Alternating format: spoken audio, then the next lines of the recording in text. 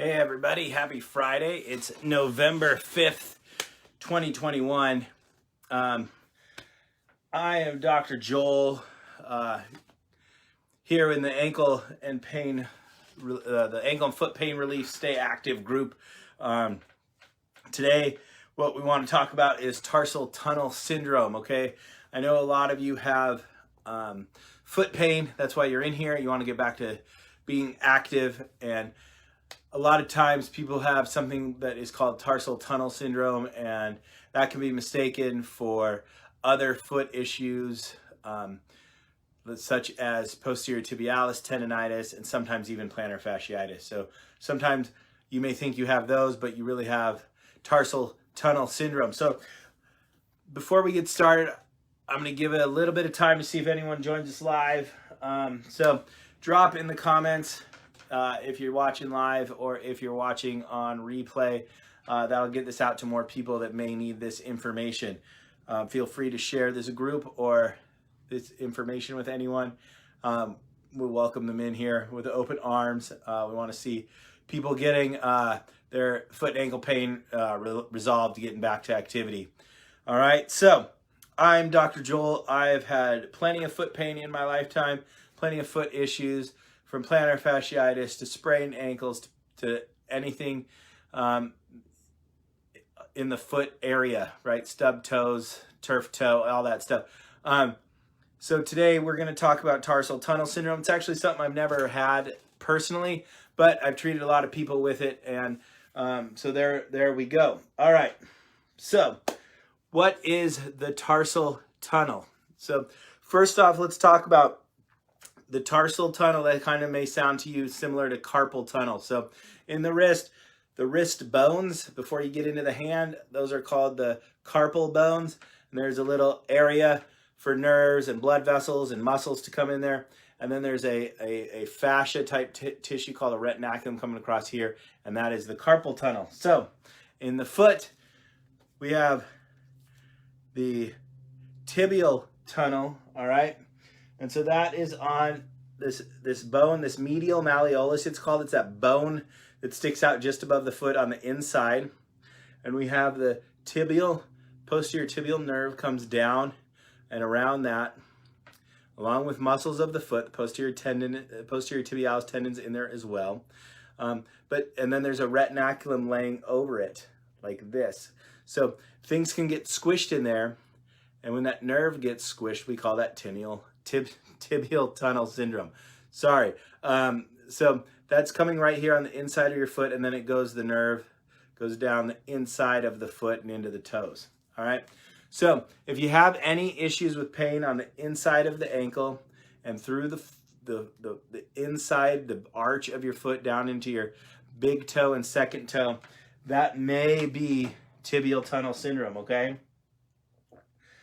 Or tarsal tunnel, sorry. Tarsal tunnel syndrome, oh my goodness. I should not be on live, I guess. I keep messing up my words, all right? So the next thing that we want to talk, so there's a nerve, the posterior tibial nerve we talked about, that goes down in the foot. It comes from the sciatic nerve. It splits off into the posterior tibial nerve. And so that nerve can be affected down here in that tarsal tunnel. So can some of those muscles, which can present as some of those other things. But we're going to focus on that nerve and nerve pain today and the causes for that. So if you have any pain, specifically numbness, tingling, shooting pain coming from that inside of your ankle down into your foot, that can be that posterior tibial nerve, okay? Going through that tarsal tunnel, might be getting pinched and stuck. All right, so those are going to be symptoms that are going to help us identify if you have this. Now, there's other symptoms too, but a lot of those symptoms are very similar to posterior tib tendonitis and plantar fasciitis, okay? So let's talk about the risk factors. What activities and events are going to put you at more risk for this tarsal tunnel syndrome, okay? So, and there's a good amount here. So bear with me. If you want me to write this in the comments, just say symptom or risk factors, and I'll give you the list in the comments. So direct trauma to the area. If you get hit on the inside of the ankle, that can activate this nerve. and make you get symptoms similar to that. Overuse, running, jumping, dancing, all that stuff. Overtraining can give you the symptoms of this if you don't give an adequate rest to your feet and legs. Obesity can cause this, a lot of pressure through the foot there. If you spend a lot of time in one position, whether that's standing, walking, or exercising, again, we're getting to that overtraining, that can bring you these symptoms. Diabetes is a risk factor for this. Poor ankle and foot mechanics, like if you have tight ankles, they may move poorly. So it's important to address that. And then you may have some weak muscles up the chain, starting with the ankle, going into the hips and low back. And so those can also lead you to put too much stress in this tarsal tunnel region. You may have some shoes that fit too tight. Let's see, running on uneven surface. So in Washington, what we have here is our roads kind of slant away. So the center is higher than the edges. So if you're running on that road that's kind of running on a slant this whole time, and the reason for that is for drainage of rain, so it doesn't pool in the road. So some roads are designed to drain rain off, and then so when you're running, your feet will be uneven, and your body will correct for that, sometimes at the ankle, and that will put more stress in that tarsal tunnel area, okay? And then the last thing is if you've changed the surface that you're on recently, like if you've been doing a lot of walking on trails, right? And now it's the winter time, so now you're doing more walking on streets. That difference in surface can cause these symptoms of tarsal tunnel syndrome, okay? So now you know what it is. Now you know what may lead you to have it. And then the last thing that we're going to talk about in this Friday live session is ways you can treat it on your own, okay? And then, so as you can tell, there's a lot of stuff in there that if you just do the opposite of it, it may treat it, right? So if you're doing too much standing, don't stand as much. That may treat it, right? If it's caused by some of the weakness in the hip or anything like that, strengthen your hip. Okay, but specifically what you can do is work on your ankle range of motion. Tight ankles, loosening that up is really going to help relieve these symptoms. That will also help with a lot of other foot issues that you may have. So you can take your foot and do little circles with it. I'm going to back up, put my foot up, and I'm just going to do big circles with my foot. You want to go clockwise and counterclockwise with that. Stretching the back of the leg where that nerve is coming from. Stretching the gastrocnemius muscle and the soleus muscle. And I could link to videos of any of these if you have questions. So just ask those questions and we'll throw the link in there. Working on the soft tissues in that area. Working on that posterior tib tendon that's coming through that tarsal tunnel, just like that nerve is. So I write this all down because I can't remember it off the top of my head. So strengthening the muscles of your foot will take pressure off of that area. And we've talked about that for other foot conditions. So again, something that kind of straight through. Doing some flossing of the nerve. That one, I'm going to put a video into the group probably next week sometime when we get that edited. That's going to show you how to floss that posterior tibial nerve. And then working on your balance. That's a big one. That's going to help stabilize your foot. Right? We talked about mobility, but your foot also has to be able to hold you up.